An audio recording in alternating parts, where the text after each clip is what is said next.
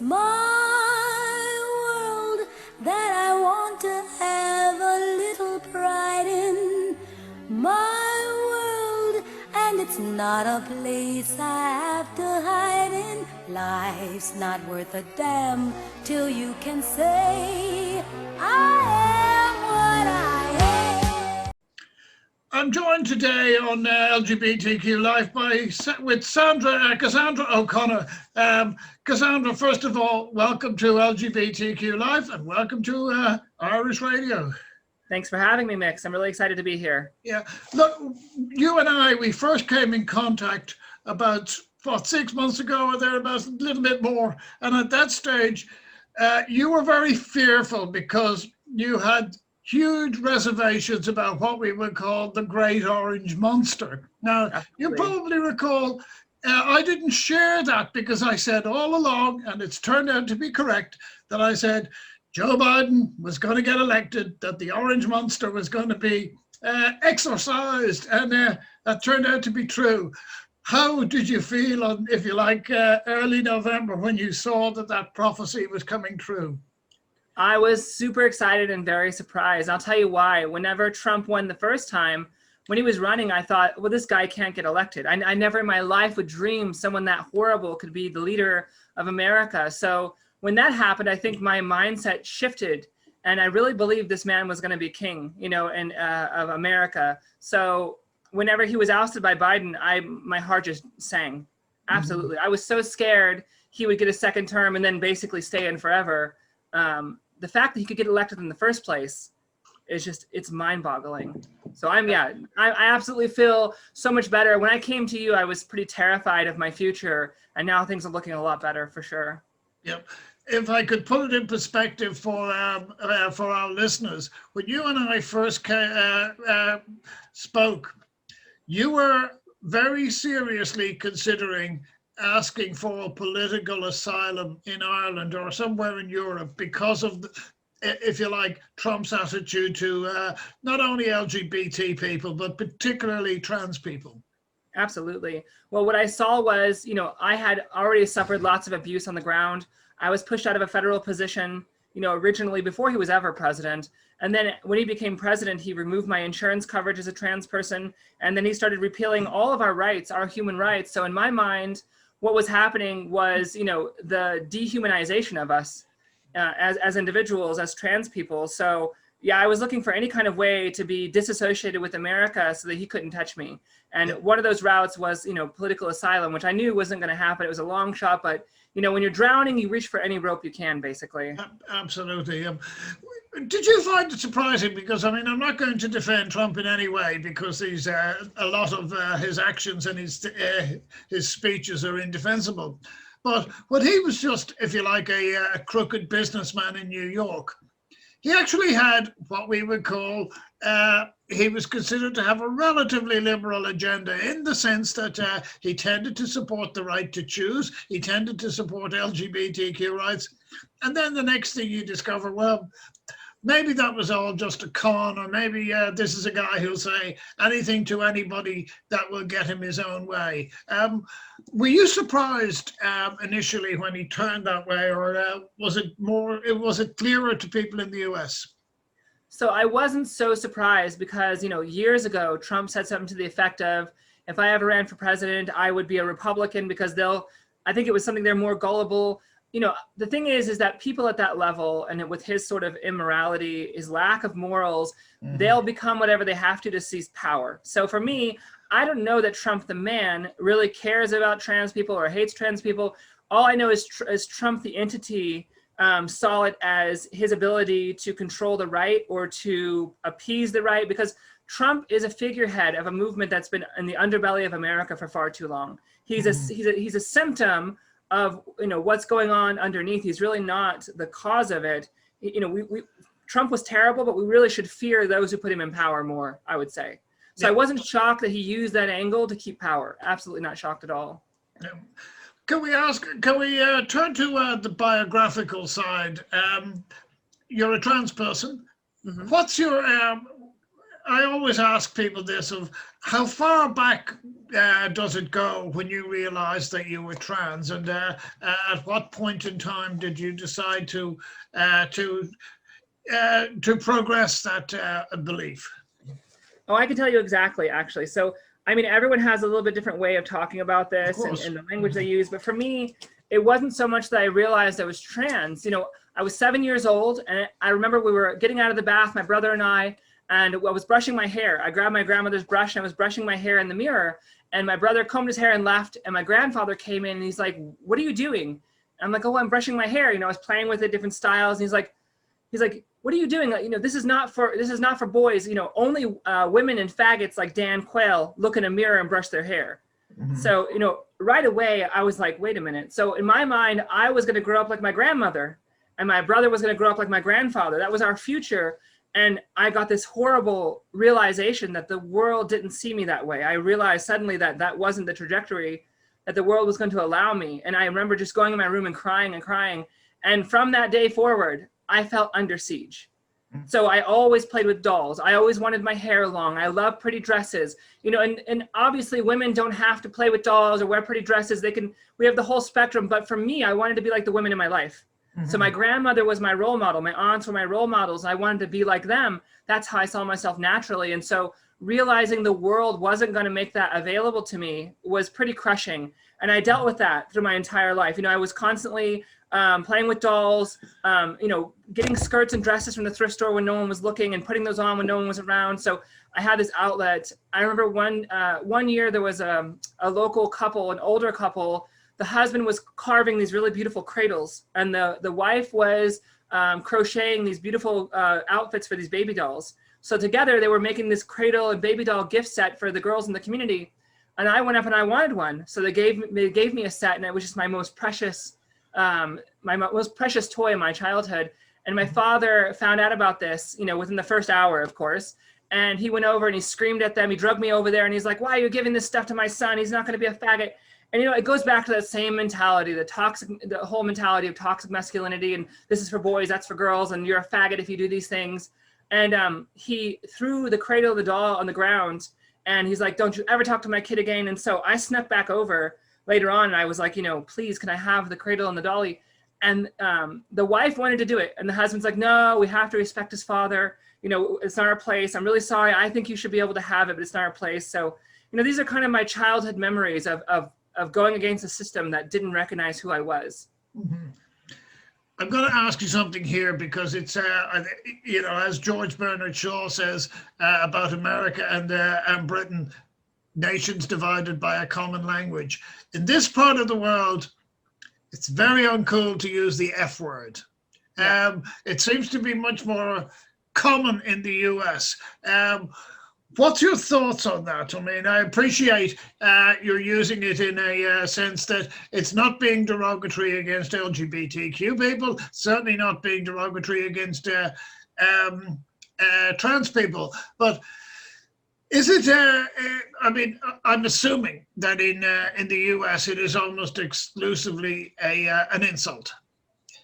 So, you know, there's a long history of minority groups or you know, kind of excluded groups to where language is first used against us as an abusive power, but then we take it back. So I don't know that I necessarily want to use those words for myself. Queer and faggot, I have seen, you know, two examples that have been used as, you know, abusive powers against us, which a lot of people in the community are taking back and owning for themselves. I think that varies between nations, but also just communities in general and person to person. You know, in the trans community, for instance, I know a lot of trans women who use the word tranny for themselves because their whole idea is, if I own the word, if I make it this, you know, in your face, I'm the bitch tranny, you can't control, then it somehow takes the power away from your abusers. So I do understand the value of that. Sure. Personally, you know, I have been beat up. I have been oppressed with words and emotions, with those words being used against me. So personally, I don't use them for myself in a positive way. I can't, but I'm not going to necessarily say someone else can't do that. Sure. Yeah. Well, you'd love Ireland, because in Ireland, as I say to people, we never had gay people. We never had fairies.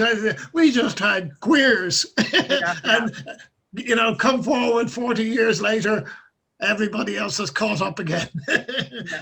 Tell me then, Cassandra, what was it like going to school? Because you sound like you came from, I don't want to use the term a bit of a redneck area, but redneck thinking was there, particularly when you talk about how your father spoke. What was it like going to school? I would imagine it wasn't a bed of roses, as we say. Absolutely not. So I know a little bit of background. I grew up in northern Arizona in a very small Mormon community, about 6,000 people, but I didn't belong there. We didn't come from there. So my father was actually part of a camp. We moved into this camp when I was about 7 years old, 8 years old, and it was a bunch of scam artists. So they would hold these phony Christian revivals, and they would, rob the people locally of their money and then move on. And that's how we got to the area from the major city of Phoenix. So they had a lot of really bad reputation with the locals before they left, but I went into foster care before they could leave. So everyone moved on. My father, my brother, and I stayed because we were put in foster care. So we kind of got, I guess, settled there forcefully.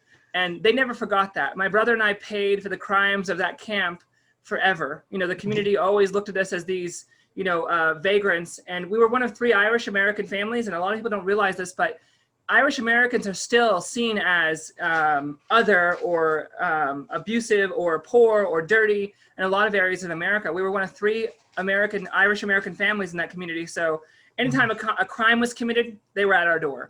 Anytime we were out, after dark, we were suspects. So that already was hard. We were already the outsiders. We weren't Mormons, and that also made it extremely difficult for us. But I will say that the way I was outed was pretty rough. And I was about 16 years old, and I had been on dating sites with older men. So, I was downloading these at the public library, and some of the emails were a little bit personal. And my foster father at the time had told me, hey, I'll pick you up after school at the library. And for me, I was thinking the public library. He thought I was going to be at the school library, a big mix-up, but he reported me as runaway. So, this got sorted out later. But in the meantime, I was picked up by the police. They searched my backpack. And when they did, they had me handcuffed to a table. I had never broken a law. I never did drugs, never drank, never got in trouble, but I was always the foster kid, so I was a problem. Yeah. So they handcuffed me to this desk, and they were going through my bag. And I remember I was just so mortified that he was going to read those emails because I'd printed them off. And I said, hey, you can't go through my bag. That's personal. And he said, I can do anything I have to keep this town safe. And I'll never forget his words, as if I was some huge risk to him. So they went through my emails and they read them, and they pantomimed and they acted them out, and they shamed me. And I remember just sitting there crying like, oh, so you're a faggot, huh? Are you a homosexual? And the way he said the word homosexual might have been the worst word in the world. The way he said it to me, the way he looked at me, I was just mortified. I just felt like I had been dissected in this spot, chained to this desk. And afterwards, when I went home, they had told my foster father what they found, and he refused to speak to me on the whole drive. We lived about 40 minutes out of town. It was just silent. And when we got home, he pulled a gun on me. I remember I was facing away from him, and I heard a gun click. I turned around. He said, I just want you to know that if you have any plans, I'm protected. And so the whole thing was just bizarre to me. Like, what risk was I to these people? Yeah. What could possibly be the issue? And it sounds overboard, but the next day they reported to the librarian at school, because again, they thought I had pulled these things off the school library, because I said I got them at the library. I printed them. They told the school librarian, who was my best friend's mother. He refused to speak to me after that. And then they decided, because I got so many death threats from the kids in the school, that I had to be moved for my own safety to a school for delinquents outside of town. So it was like 30 kids who were out of juvenile hall, who were a last chance space with one big classroom with, a few teachers. I was a great student, and I was moved at age 16 or 17 to this delinquent school. And I didn't graduate because I just gave up at that point. I said, screw it. What's the point? Like, this is my preparation for the world, basically. Like, I'm so terrible that I got shifted into this home for delinquents, basically, the school for delinquents. So it was very rough. I mean, that's not to even talk about the everyday abuses I got, because people always saw me as very effeminate. I never liked sports. And again, girls can play sports, but I was modeling my behavior on the girls in my life. So I didn't want to do the things the boys were doing. We had basketball for boys. We had softball for girls. I wanted to play softball. I wanted to be with the girls. I wanted to be with other girls my age. And that never happened. When we were in the locker rooms, we had to shower in front of each other. And I didn't want to do this. I was very uncomfortable being around naked boys. So I would lock myself in the stall until they were all done showering. And I wouldn't shower at school, and I would change in the stall. So, you know, I got abused for that. It was just, when you're trans, people don't understand. They can't see you. You're invisible. They don't understand where you are. So whenever people are grouped, the way they group children, you're not grouped the way you should be. And so you're just always uncomfortable. Can I then pose something to you? And it's just, it's photographication as much as anything. I'm not prying too much. Having had that experience, why did you decide to join the military? Which I would have thought was about as homophobic as institutions go. Oh, so I didn't join the military. Okay, I apologize. Okay. Yeah, no. So it was my wife who joined the military. Okay, that would make sense. Oh, I was just thinking there's a bit of a contradiction there. Yeah, okay. Yeah. So yeah, my wife joined the military, and she was wounded in Iraq.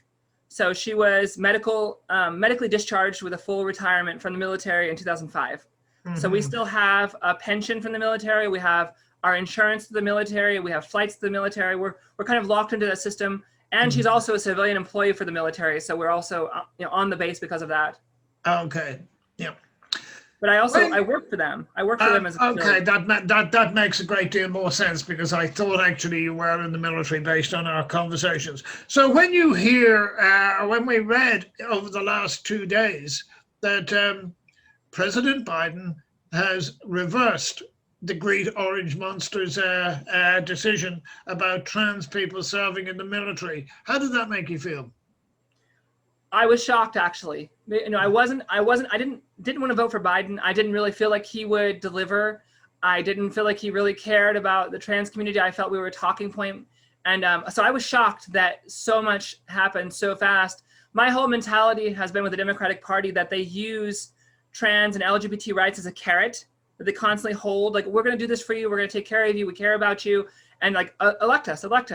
So often what happens is we elect them, and then we never really get anything. We have to file lawsuits, we have to have fights on the ground in the street before we get any kind of any inch, basically. So I was really shocked. I am still quite shocked that it's going this far, that he's doing these things, but I'm still concerned because a lot of this is temporary. The next president could reverse a lot of it. So I'm really hoping that the Biden administration takes the right steps to make this more solid, more rooted in America's system, so it can't be reversed. Well, surely the appointment of Levine must be comforting to you, because this is the first trans person ever being appointed to a cabinet position in the US. I mean, that's much more than just symbolic, I think. Absolutely. I think it's groundbreaking. I think that was, honestly, I was really happy for a lot that he was doing, but that to me was the biggest shocker and phenomenal. I mean, I'm so proud of her to be in that position and representing us, because she represents the trans community in the sense of what we can achieve too, not just what the potential she has to help us. And I really feel like we have an advocate. You know, Biden will have a lot on his plate, but we have a trans advocate there in place for us. So that makes me feel really good, especially with the insurance coverage issue that I'm dealing with. You know, I think that she can help clear that up. Well, not only that, but this is somebody who transitioned quite late in life. So it's not, you know, we're not talking about, you know, somebody who's going to appear on RuPaul. We're not talking about somebody who's going to be in Orange is the New Black or something of that nature. The doctor. Pardon? Highly qualified, which is a great thing. Now, if you could clarify this for me, do I get the impression from our conversations that your transition was somewhat, shall we say, impacted or halted by Trump's decision, particularly on insurance? Absolutely. So, you know, I got the first stage of my surgery. The surgery's 2 to 3 stages. Mine's 2 stages. It depends. Everyone has different things they do in the surgery arena. Mine is a 2-stage surgery. So the first part was done under Obama.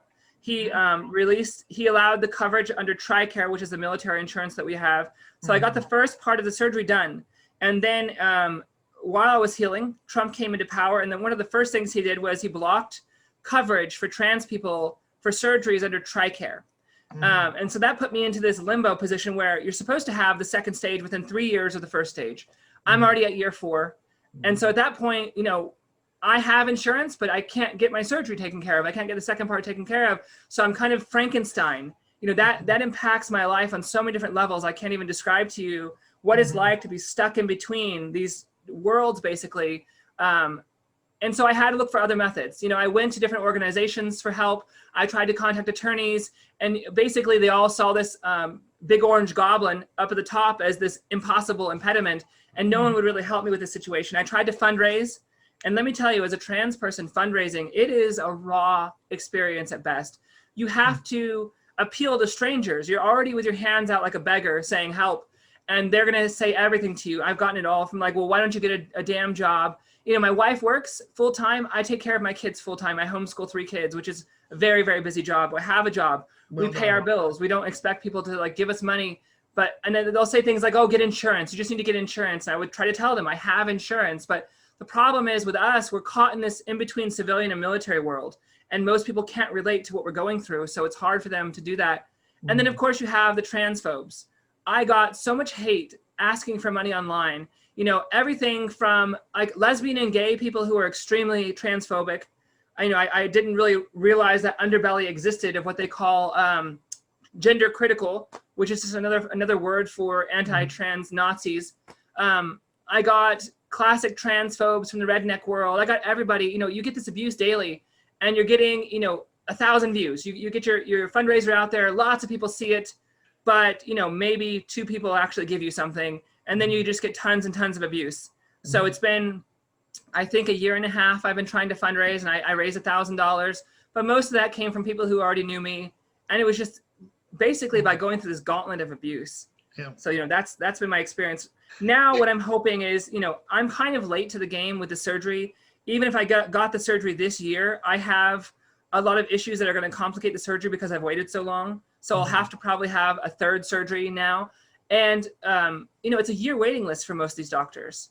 So even if, President Biden removes this exclusion in TRICARE today, I still have, at earliest, I have 1 year to go. So it's just further complication. And the other issue is I haven't seen him talk about this. I haven't seen President Biden speak about this issue with TRICARE. It was illegal in the first place. They allow this surgery for intersex people under TRICARE, which is great. But Trump actually banned it for trans people exclusively, which is an illegal exclusion. And so it should have been dealt with a long time ago. I really hope that President Biden sees this issue. I don't know if he even realizes it's there, Okay. Well, that's what we're going to try and make sure that he does get to hear that it is there. But can I ask you then, what's the situation? You're currently based in Europe. Can you get the surgery in Europe if he was to resolve the insurance issue, or do you have to go back to the US to do that? So I can get the insurance here in Europe, and honestly, I'm pretty much willing to go to any doctor, but I can't get insurance coverage here in Europe because it's only for citizens. So okay. I could pay for, if I had the money, which I don't, I could pay for insurance here. It still wouldn't cover my surgery. Okay. And I would also have to start the process all over again, because what happens is, when you go to another country's system, you start at the very beginning, and I've already been in transition for 12 years. So I have to really focus on the American system because it's just not practical for me to start over, Yeah.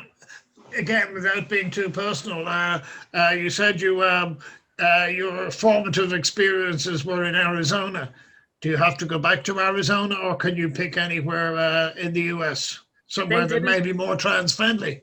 Yeah, thank goodness I don't have to go to Arizona for the surgery. I can go anywhere, honestly, that will take my insurance. Okay. So that'll be, the first step is really getting this exclusion overturned. And then the second step will be trying to find a doctor who takes my insurance. Okay. With TRICARE, another option possibly would be finding someone to front the money out of pocket, and then having the insurance pay it back, because TRICARE does have a pretty good system of working with doctors out of their network. So I have a couple of different things to look at, but I'm just to the point now where I need to be able to function. Being trans is not my center of my world. It's not my identity. It's not, the biggest part of who I am. I'm a mother, I'm a wife, I'm a Trekkie. I have great friendships. I have a vision in my life to work in aerospace. So I have a million other things to do. I don't want to be just the trans person. So getting the surgery taken care of, allows me to just go forward and just be myself and not have to always be my condition, And so for me, it's very encumbersome to constantly be my transness. And so that's what I'm trying to break out of. I just want to go forward and be the person I am without always being my situation. Yeah. Can I just ask, you mentioned you look after children. How do they respond to your situation? Or are they what we would call trans neutral? They just accept this is mommy, end of story? Well, my kids have only ever known me as mommy. I was socially transitioning before I ever got, doctor's approval. So from day one, they've just known me as their mother. And so that hasn't been a hard transition for me, whereas a lot of trans people do deal with that, where they'll transition later and they have to, their whole family has to adjust. So my own home environment, my wife always knew, we always planned my transition after we had children, because, you have to think about that fertility wise. If you start hormones, you do lose that ability. So that was our strategy going forward. When we first got together, she knew right away, which I thought was extremely important. I didn't want to drop a bombshell on her later and have to risk my marriage. So I had a smooth transition at home. I didn't have one so much in my extended family. My mother's Mexican, my father's Irish. Both sides are pretty conservative. And I lost pretty much everybody except my sister. And that's even growing up in foster care. I never really had a lot of connection with my family, my birth families. So when I tried to build those relationships after I left foster care at 18, it was pretty hard to do that. It was a lot of work to try to connect with people I didn't really know. And so to lose them, to transition, that was hard for me. That was pretty hard for me. So I feel like I'm always working without a net. I can't call my mother in the middle of the night and ask advice. I can't ever be vulnerable. I have to constantly be on my guard, because if I fall in life, no one's going to catch me. Sure. And so that's the really hard part. Okay, we're going to have to conclude because we're running out of time. But what I'm going to ask you to do, we could send this message straight to President Biden himself. What would you like to say to President Biden about how you would like him to respond to your situation? Well, I would say, President Biden, I didn't want to vote for you. I was worried about how you would represent us, but I'm delightfully shocked that you're actually prioritizing my community. I would ask that you look at the TRICARE exclusion, especially for civilians, because TRICARE covering trans surgery is not just for active duty, it's for their families as well. So please, please fix that. I beg you. Yeah. Cassandra, we'll talk again. But in the meantime, it's been a delight to catch up with you again. Stay safe, follow all the COVID regulations, and we hope you'll be in Europe for a while, but we'd love to see your situation resolved. Absolutely. Your satisfaction. Take care then, Cassandra. It was great to be here. My world that I want to have a little pride in. My world, and it's not a place I have to hide in. Life's not worth a damn till you can say I am.